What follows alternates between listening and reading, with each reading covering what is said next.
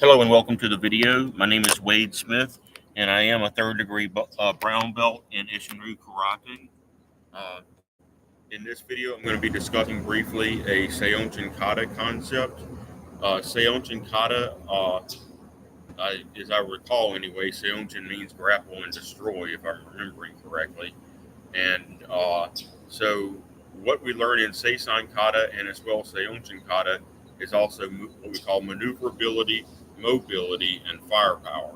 All right, but in Seiunchin kata, we specifically focus on a couple captures and takedowns of the opponent, where you're in a Seiunchin stance and you've caught a punch or kick of your opponent, and then you smash down on top of their arm or leg, potentially breaking the radius or ulnus of the arm. Depending on how you have it oriented, you could break their radius or break their ulna, for example.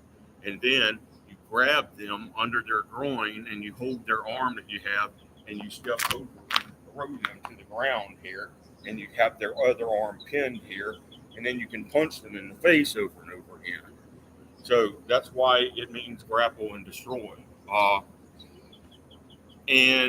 So this is the first, I think the first kata that has a combined striking maneuver in it. In other words, what I mean by combined striking is you have both a submission and striking maneuvers at the same time, is what we mean in Isshinryu by combined striking.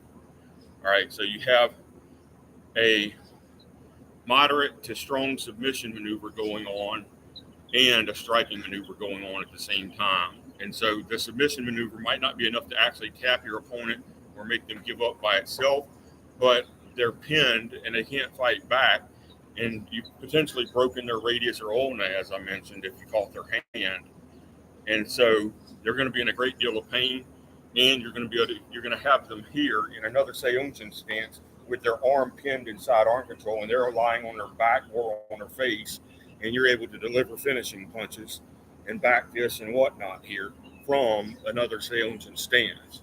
And that's how the kata works. All right, so, and that's the purpose of the Seiunchin stance. You're not going to fight from the Seiunchin stance 99% of the time, but if you've caught your opponent's arm or leg, and especially if you've managed to throw them to the ground, then it's a good stance to be in because your weapons, your arm is closer, your free arm is closer to their vital target. So you're going to back fist or punch them in the face, punch them in the groin or the solar plexus. All right. And that is the basic concept of how the bunkai works in Seiunchin kata in those particular stances.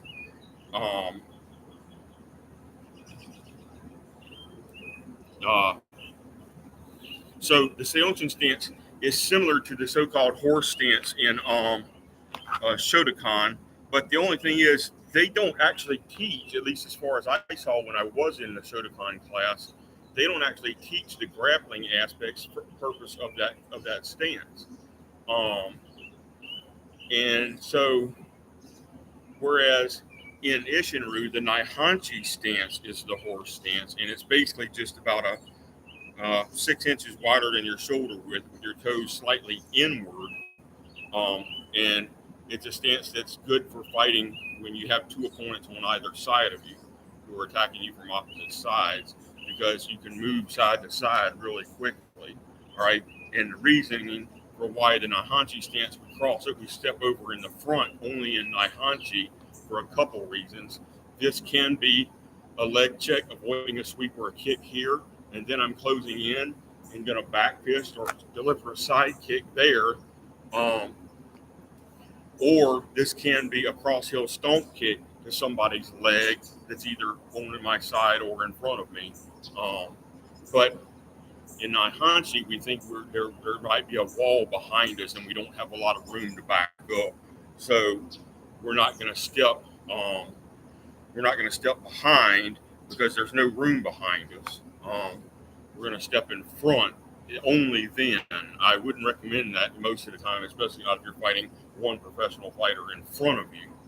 But if there's no room behind you for whatever reason, you got very little choice. You got to step in front. So that's the reason of why that's allowed in Naihanchi kata. all of those reasons combined, in fact. Uh, but returning, and Naihanchi also has some grapple and destroy mechanics. It has a one-handed open hand block here from typically blocking a straight punch or hook punch coming in from the side, and you're going to block it, and then you're, instead of gripping their arm, which is an option, with the bunkai anyway, you step in a bit and you grip the back of their head and pull them into the elbow smash, which I already demonstrated on one of my other videos. And so that's an example of a combined striking submission move. You grapple their head and you pull it into the elbow strike, and that hits with nearly double the force of the elbow strike alone. So, some heavyweights might be able to get 2,000 foot-pounds of force into that combined clinching striking maneuver if they do it full power, which, would probably severely injure or even kill the opponent. And yet that is allowed in Muay Thai fighting and MMA. It just very rarely happens that way, but it is allowed. And also the full clinch, which I demonstrated earlier when breaking that board, the full clinch into a knee strike is allowed in both Muay Thai and MMA. It's just usually the opponent's competent enough not to give up their head in a full clinch and get drilled in the face by a knee strike. And that's one of the strongest attacks that the human body can generate, is a full clinch into a high knee strike. And I probably could break several boards with that. It's just I would have to drill it really hard, and I don't want to bruise my knee up even worse, because I have broken several of them already just testing to see if I could break them. And I did break the one on video.